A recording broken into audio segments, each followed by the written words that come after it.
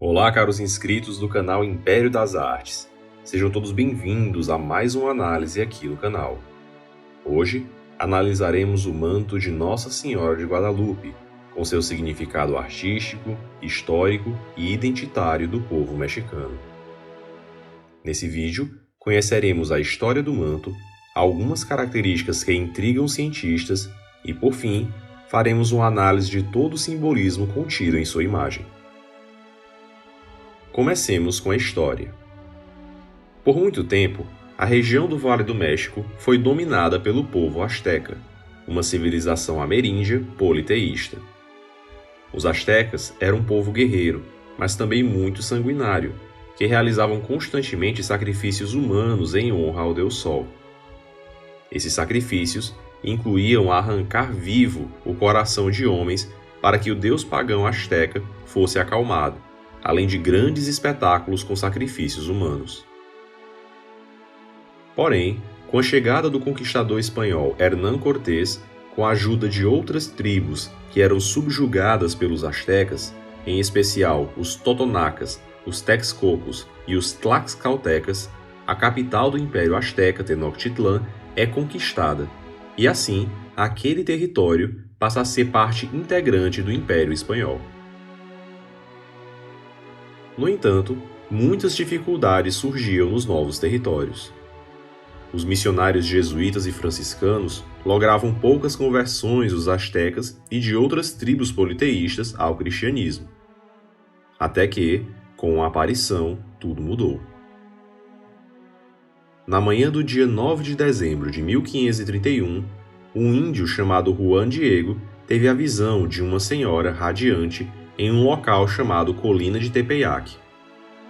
Falando a Juan Diego em sua língua indígena, o Nahuatl, a senhora identificou-se como sendo a Virgem Maria, a mãe do verdadeiro Deus, e pediu que uma igreja fosse construída naquele local em sua honra. Com base em suas palavras, Juan Diego procurou o mais novo arcebispo da cidade do México, o Frei Juan de Zumárraga, para lhe dizer o que havia visto e ouvido. Porém, o bispo espanhol não acreditou no que o indígena havia falado. Após muita insistência de Juan Diego, o bispo o instruiu a retornar ao tal monte e pedir a essa senhora milagrosa uma prova de sua identidade. Porém, no outro dia, quando deveria se encontrar com a senhora, Juan Diego acabou por faltar ao encontro para cuidar de um tio que adoeceu. No dia 12, ao se encontrar novamente com a aparição, essa questionou o desespero do indígena com a situação do seu tio, dizendo "Quix amonica nica nimonantes", que é traduzido como "Não estou aqui, eu que sou sua mãe?".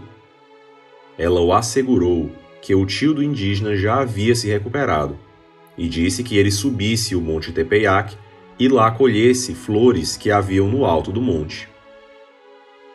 Juan Diego seguiu as instruções, subindo a colina, que tinha um solo muito estéril, principalmente em dezembro. Mas, em seu topo, encontrou rosas castelhanas, que não são originárias do México, anormalmente florescendo em grande quantidade por lá. Quando o índio voltou, a Virgem organizou as flores em seu manto, ordenando que as levasse ao bispo. E quando ele chegou ao palácio episcopal e abriu o manto diante do bispo Zumárraga, no dia 12 de dezembro, as flores caíram no chão, e no tecido estava a imagem da Virgem de Guadalupe, como pode ser vista até hoje na Basílica.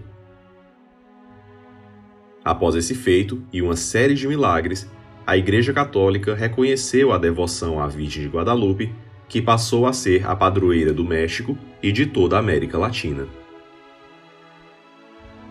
Conhecendo então a história devocional do manto, cumpre ressaltar algumas características deste que até hoje intrigam os cientistas. Primeiramente, o tecido em que a imagem de Guadalupe está localizado é uma tilma. A tilma é um tecido tradicionalmente indígena dos povos pré-colombianos, de pouca qualidade, feito a partir do cacto Avad maguey.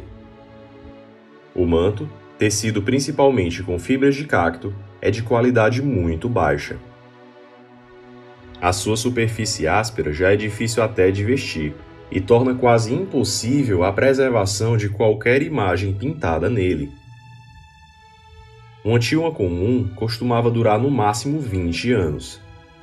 Mas a imagem de Guadalupe está intacta nessa tilma há quase 500 anos. Além disso, curiosamente, a imagem encontra-se impressa na tilma. Os cientistas e peritos em fotografia que a estudaram garantem que não foi usada qualquer técnica de pintura adequada a esse tecido e que nem sequer existem neles traços de pincel. Em vez disso, o que se descobriu é que a imagem foi literalmente impressa toda ao mesmo tempo sobre o manto e que sua coloração não apresenta elementos animais nem minerais, além de mudar ligeiramente de tom conforme o ângulo do qual é vista. Como se não bastasse, embora o manto seja de tão grosseira qualidade, a parte dele sobre a qual a imagem ficou impressa se tornou suave como seda. Nunca se conseguiu replicar nenhuma imagem com as mesmas propriedades da qual está impressa no manto de Juan Diego, a começar pelo próprio fato de que ela perdura há quase 500 anos sem descolorir num tecido de péssima qualidade. As melhores aproximações foram obtidas pelo artista Miguel Cabrera no século XVIII, que descreveu a imensa dificuldade de recriar essa imagem mesmo nas melhores superfícies. Entre várias histórias envolvendo a imagem, se destacam a da sua indestrutibilidade. Em 1785, durante uma limpeza do vidro que protege o manto, derramou-se solvente de ácido nítrico sobre a grande parte da imagem, que deveria ter sido instantaneamente corroída. No entanto, a imagem se restaurou sozinha em 30 dias e continua intacta até hoje, com pequenas manchas somente na parte do manto que não contém a imagem. Em 1921, um militante anticlerical colocou diante da imagem, na Basílica de Nossa Senhora de Guadalupe, um vaso de rosas que, na verdade, continham 29 cargas de dinamite. A explosão fez voar pelos ares desde o piso até o genuflexório de mármore, atingindo até mesmo janelas a 150 metros de distância. Um pesado crucifixo de bronze e os candelabros de metal que estavam ao lado da imagem se retorceram com a força da explosão. No entanto, a imagem e seu vidro de proteção, que nem sequer eram à prova de bala, ficaram perfeitamente intactos. Além disso, descobertas recentes mostraram que o manto de Guadalupe mantém características de um corpo humano vivo.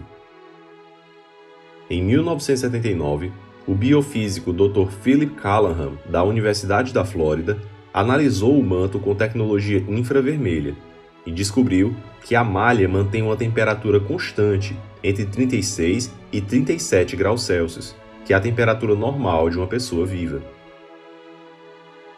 Mas o mais interessante da imagem de Guadalupe é a catequese que ela faz visualmente aos indígenas mexicas.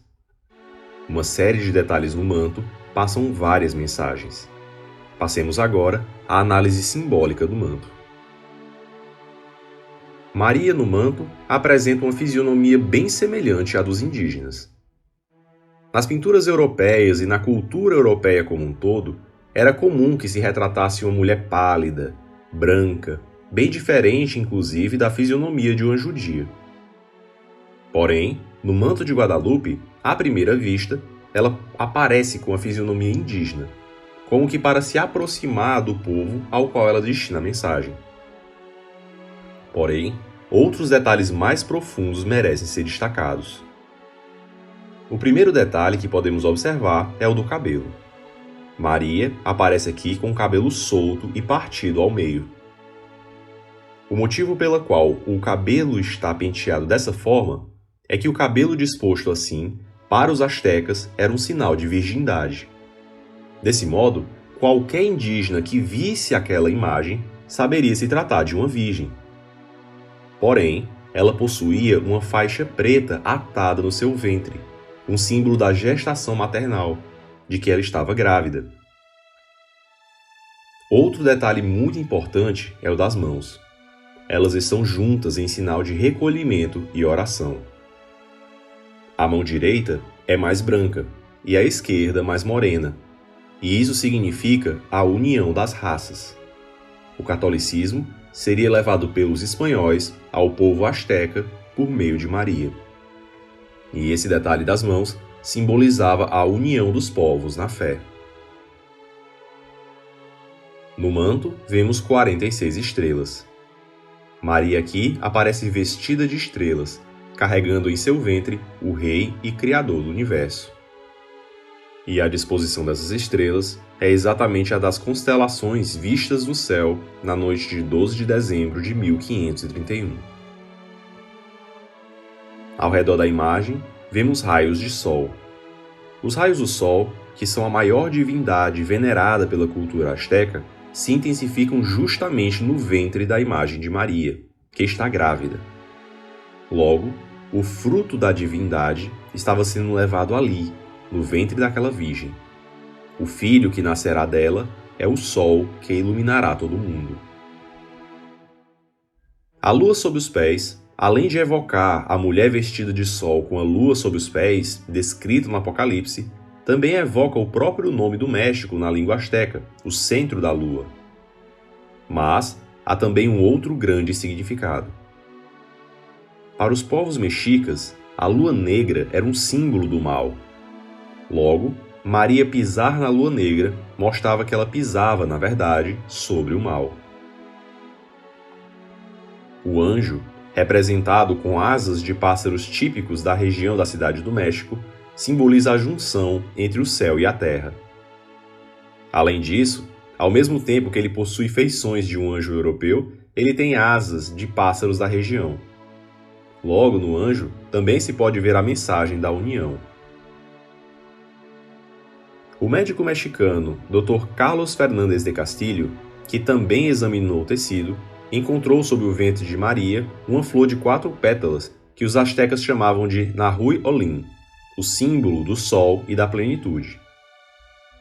Prosseguindo seus exames, o Dr. Fernandes de Castilho concluiu que as dimensões do corpo de Maria, na imagem, eram as mesmas de uma gestante há poucos dias de dar à luz, o que é curioso, visto que o dia 12 de dezembro, o dia da aparição, é bem próximo de 25 de dezembro, o Natal.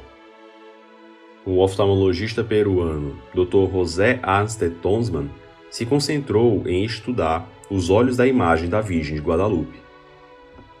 Com a magnificação de 2.500 vezes, ele identificou o reflexo de até 13 indivíduos em ambos os olhos, com proporções diferentes, exatamente como acontece quando o olho humano reflete uma imagem.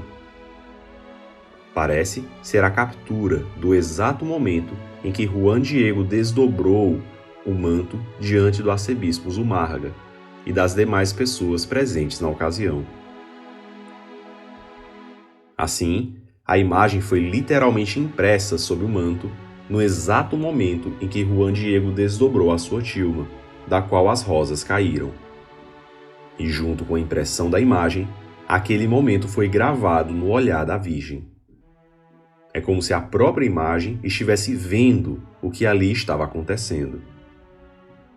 E, como a imagem foi impressa nesse momento, também o foi a constelação daquele momento, no dia 12 de dezembro de 1531, em seu manto. Por fim, o manto milagroso foi também musicado. De acordo com Fernando Orreda, um especialista matemático, os estudos anteriores realizados na imagem da Virgem de Guadalupe mostram que as estrelas do manto são a constelação do céu no momento da aparição. E assim como a posição de Júpiter naquela manhã e a simetria das flores no manto guadalupano representam proporcionalmente as principais colinas e vulcões da orografia do México, se toda a imagem guarda uma proporção áurea, então tem uma simetria perfeita. E por isso tem música. E é com a música do manto de Guadalupe que encerramos a análise. A história da aparição de Guadalupe se confunde com a história do México e foi responsável por tornar esse país, até hoje, em um dos mais católicos do mundo. a mãe do verdadeiro Deus, apareceu a um índio para levar a mensagem de seu filho.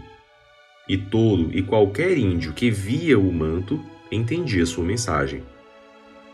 Se antes, no México, se faziam sacrifícios humanos com vidas sendo tiradas, uma virgem grávida, com a vida do autor da vida em seu ventre, muda essa realidade. Maria não se apresenta aqui com o menino Jesus nos braços, mas no ventre. Justamente por isso, a Virgem de Guadalupe é constantemente também invocada como protetora dos nascituros contra o aborto.